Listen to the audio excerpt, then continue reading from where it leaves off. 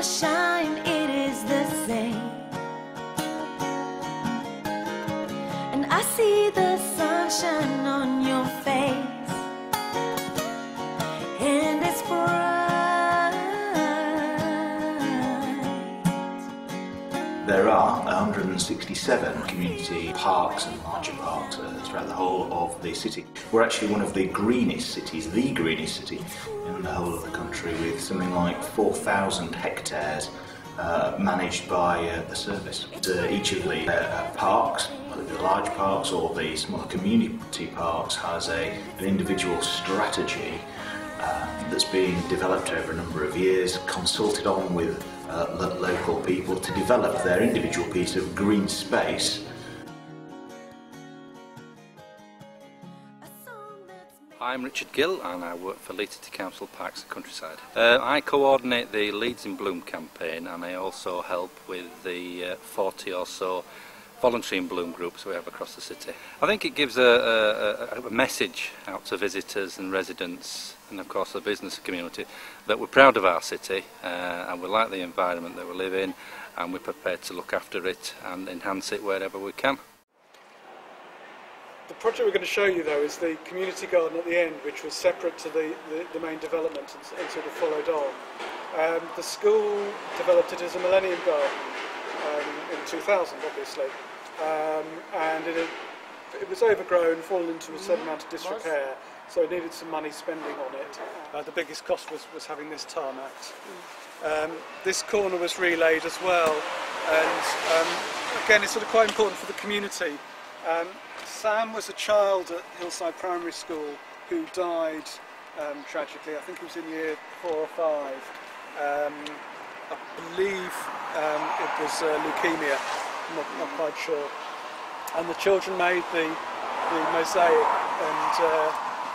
and laid it out. Again, over the years, the ground had sort of fallen away a bit, but we made sure it was kept and relayed properly. And we actually had some comments because it disappeared for a couple of weeks while they were relaying it, and people came in and said, "What's happened to Sam's Corner? You are looking after it, aren't you?" So that's quite important. Well, as you can probably see around us, it's a very built-up area, very densely populated area.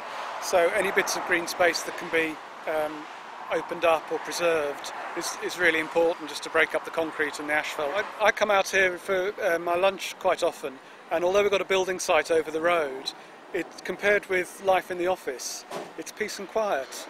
It's different noises. We do get some bird song, we do get butterflies flying about, and it just puts you in touch with the earth again, I think. So in terms of actually getting down and doing hands-on gardening, it hasn't been me, it's been the people through the church and the Boys Brigade and through Beeston and Bloom that have actually been doing the maintenance and working in here. What I've found really pleasing actually is that even though I've not been able to be involved in it in the same way as in the past, it's all carried on. Yeah. People obviously want it enough to make it carry on, and that's really nice. I know that from my own point of view, that's one of the things that Beeston and Bloom's really encouraged me to keep trying to get people involved in doing it, and they've given me a lot of support over the years.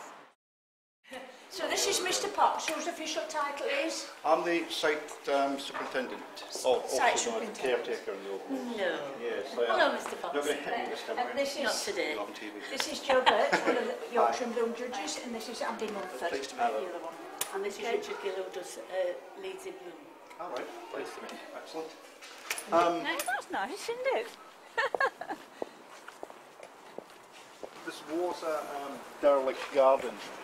A couple of years ago. It used to be the butterfly garden, as we called it. So this was all heavily shrubbed over and had paths coming through it, which we've taken the shrubs out in the middle here, kept the hedge, and we've converting this the first year of getting it to where we want it. It's just the parents got together and they decided to grow some vegetables, and some parents have not really done any gardening ever. Well, it's very important because it's like parents sharing the skills with one another. All the parents were asked to get something like the seeds and the potatoes, the onions, and they all help, because it's like this could be the beginning of for them to do something like that at home, grow your own, and then get the kids involved, and then do home cooking and get healthy stuff from your garden. But it's just for them to learn some skills, take it home, and then share them with the kids. Beeston in Bloom was founded in 1997 when just 3 people got together to create some hanging baskets and give them to the residents for one particularly colourless street. It's Crossflats Park. It's a very big park in our small community, and it's fantastic because every year everybody just come together and have a joyful sunny day. Oh, it's absolutely vital. You must have something green and growing and changing and seasonal to look at. I mean, what would life be if we lived in just among bricks and mortar all the time? To me, it's essential.